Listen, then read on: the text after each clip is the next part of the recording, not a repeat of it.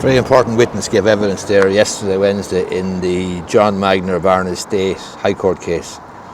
And that important witness was the man Maurice Regan, who ultimately was the successful bidder for the estate in question with a bid of 22.25 million.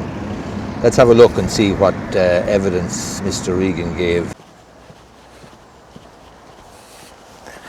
Maurice Regan became the preferred bidder for the vendors of the Barne Estate, that is the trustees, because we heard in evidence on Tuesday there that one of the trustees, a director of the trustees, showed a certain element of distaste for the cash that John Magnier paid or gave over, 50 grand stuffed into envelopes.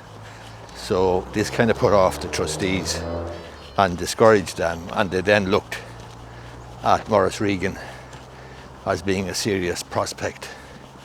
Up to that they had concerns about his ability to do the deal and pay the price, etc. But once they did their due diligence, they were satisfied Maurice Regan could do the deal, and then they showed a certain element of dislike or distaste for the cash that was stuffed in the envelopes, the 50,000 euros, which John Magnier said was a token of appreciation to Mr. Thompson Moore for letting Magnier and his team in onto the land. So Maurice Regan ultimately became the successful bidder. He's apparently a New York-based construction magnate, and he gave evidence Wednesday in the High Court.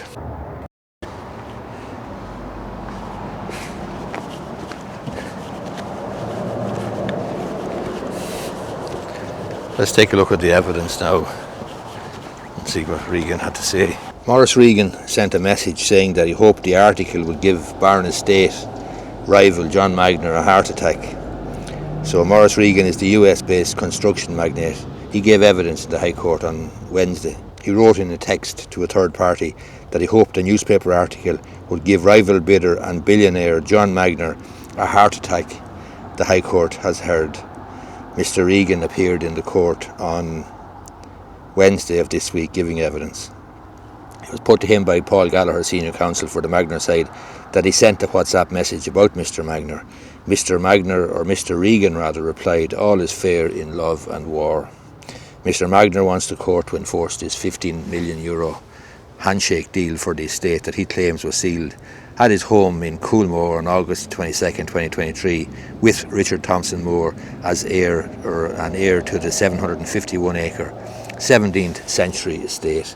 The Magnier side has sued Richard Thompson Moore, the Barne Estate, and 3 companies, Jersey-based companies, seeking to enforce the purported deal, which they say had been unequivocally agreed. The Barne defendants say there was never any such agreement. They say they agreed the price all right, but not the deal. They needed the consent of the trustees to finalise any deal. They subsequently decided they preferred to sell the estate to Mr. Regan for 22.25 million. Mr. Thompson Moore has told the court that while the price was agreed with Mr. Magnier for Barne, a deal was not. The trustees who hold the estate initially decided to remain loyal to the Magnier offer and felt Mr. Regan's higher offer could be seen as provocative.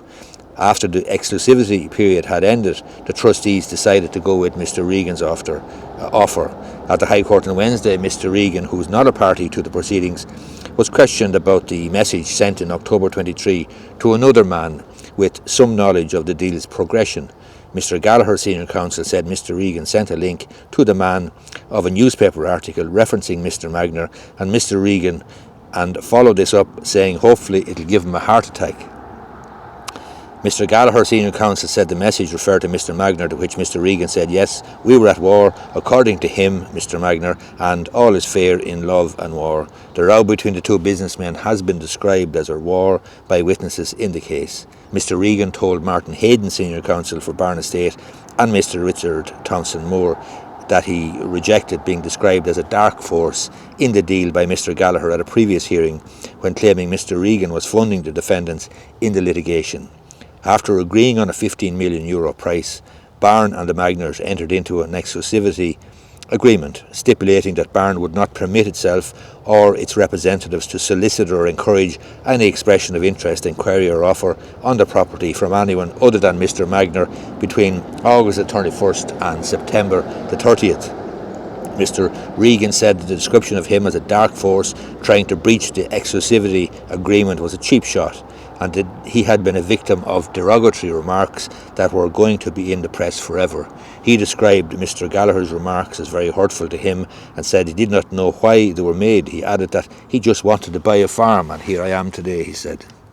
He said he never knew anything about the exclusivity agreement when bidding and that nobody told him it was in place. He denied funding the Thompson Moore defence and said he had last April given Barne Estate Limited a commercial loan from one of his companies against the farm. Mr. Regan said he was blocked out of the bidding for the farm and that multiple offers were ignored for a long time, making him think that something is going on.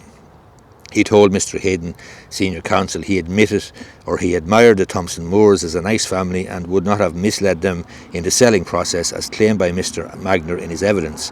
Mr. Regan told Mr. Gallagher the signed exclusivity imposed obligations on the vendors of Barne Estate, but not on him, and that he did not attempt to induce any breach of the agreement.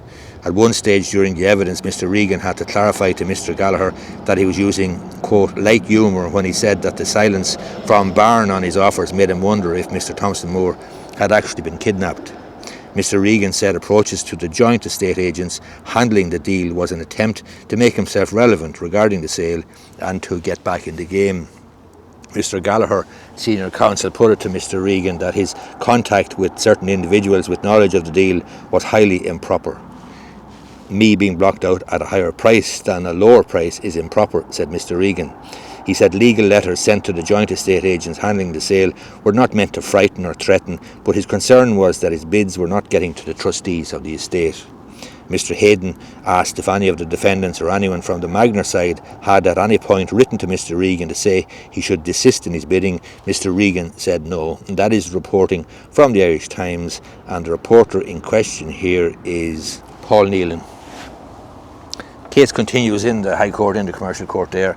The judge is Mr. Justice Max Barrett, and it'll be interesting to see what the outcome is. I know I have a particular view, but I'm not going to share it for fear of somebody accusing me of trying to influence one way or the other, although quite frankly the High Court judge in this case, Max Barrett, is not going to be influenced by me or anyone else. Quite frankly, he'll be influenced, I presume, by the evidence and the evidence alone. Anyway, I hope you find the video useful. I'm just down the canal bank here in Enfield today. It's lunchtime. It's the 31st, last day of July. Beautiful day, nice day for a walk. I'm down at the harbour area here in Enfield.